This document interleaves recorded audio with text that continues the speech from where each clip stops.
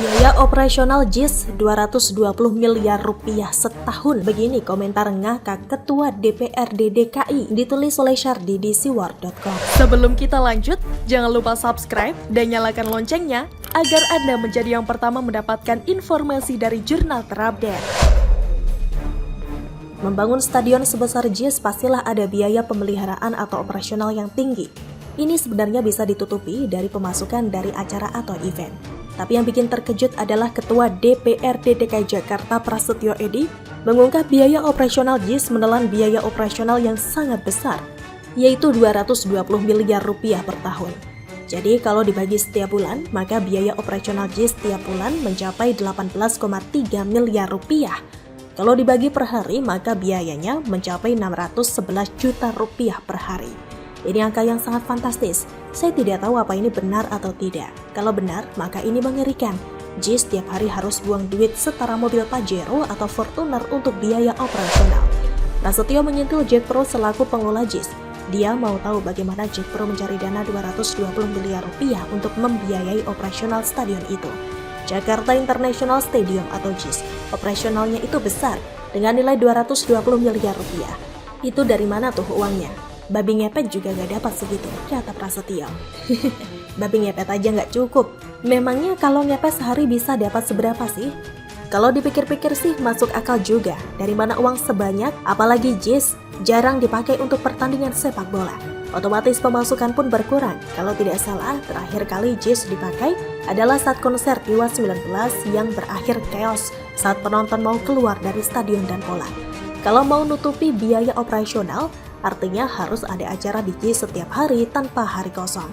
Dan ini tidak mungkin bisa, apalagi FIFA anggap stadion ini masih belum layak adakan event internasional. Makin pusinglah Jack Pro cari pemasukan buat JIS. Takutnya sih, kalau sudah tidak ada jalan lain, Jack Pro bakal berharap biaya operasional di-cover oleh APBD. Semoga ini tidak terjadi dan jangan sampai lolos. Enak aja pakai uang rakyat buat biaya operasional bangunan yang dibangun tanpa perencanaan matang. Sedari awal Anies bangun JIS ini untuk kendaraan politiknya. JIS hanya buat bahan pamer, penggunaannya tidak maksimal. Fasilitas penunjang JIS masih jauh dari kata bagus. Terlihat jelas saat penonton kesulitan saat pulang dari konser Dewa 19. Coba tanya ke Anies, sewaktu JIS bangun dan sudah habiskan anggaran jumbo, apakah dia sudah memikirkan langkah ke depannya?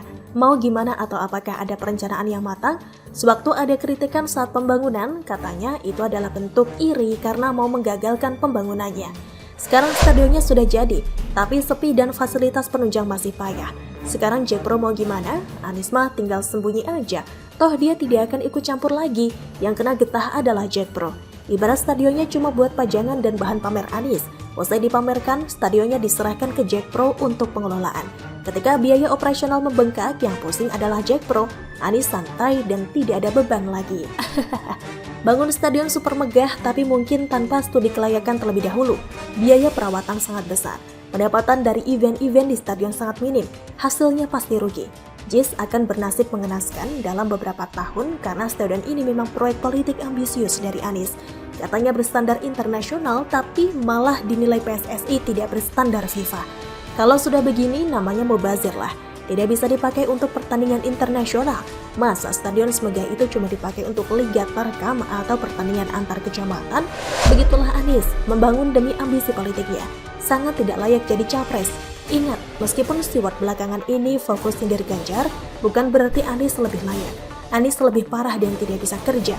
Anies jadi presiden, nasib negara ini jauh bakal lebih memprihatinkan.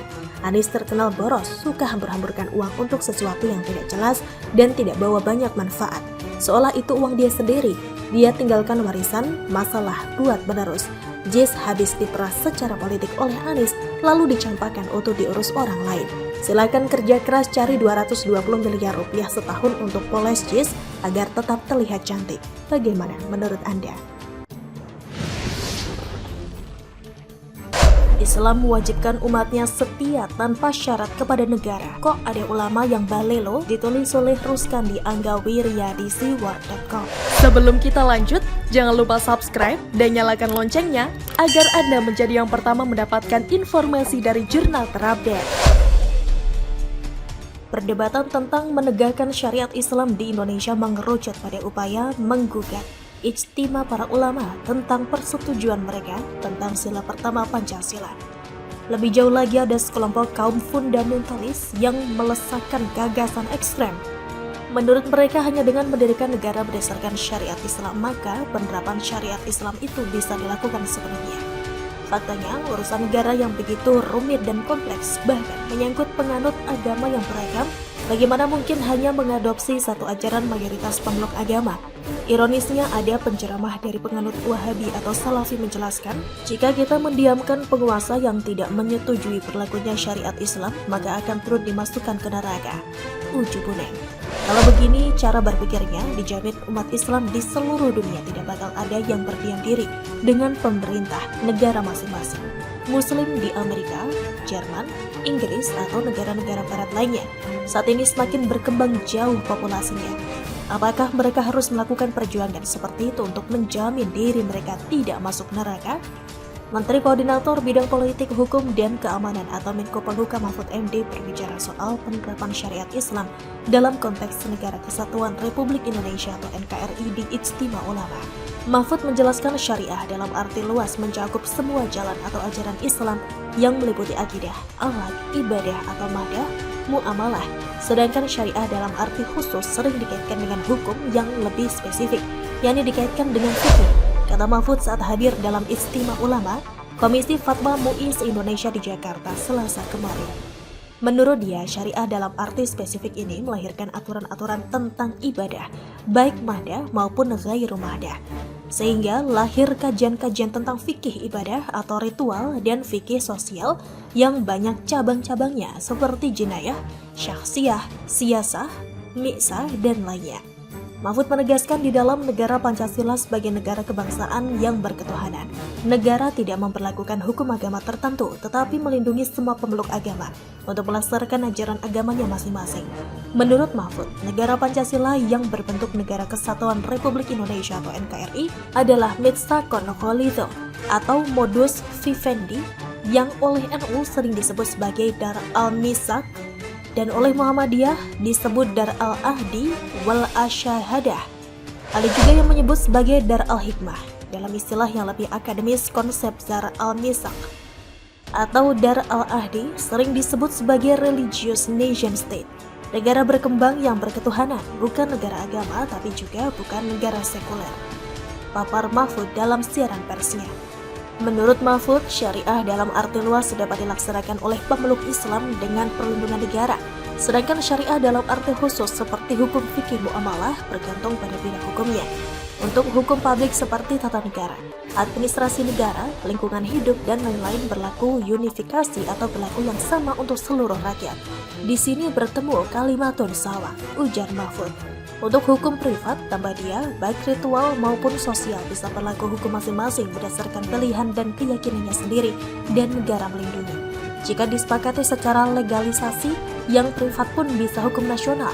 Misalnya tentang perkawinan, tentang wakaf, tentang pengelolaan zakat, tentang jaminan produksi halal, tentang peradilan agama, dan tentang kompilasi hukum Islam, katanya. Pancasila disepakati sebagai dasar negara harus dianggap sejajar dengan syariat Islam karena tidak ada ajaran Islam yang bertentangan dengan Pancasila. Kesimpulannya, jika mereka mengaku muslim yang taat, maka wajib hukumnya menaati segala aturan hukum yang berlaku di negara ini karena Islam mengajarkan demikian. Bagaimana menurut Anda?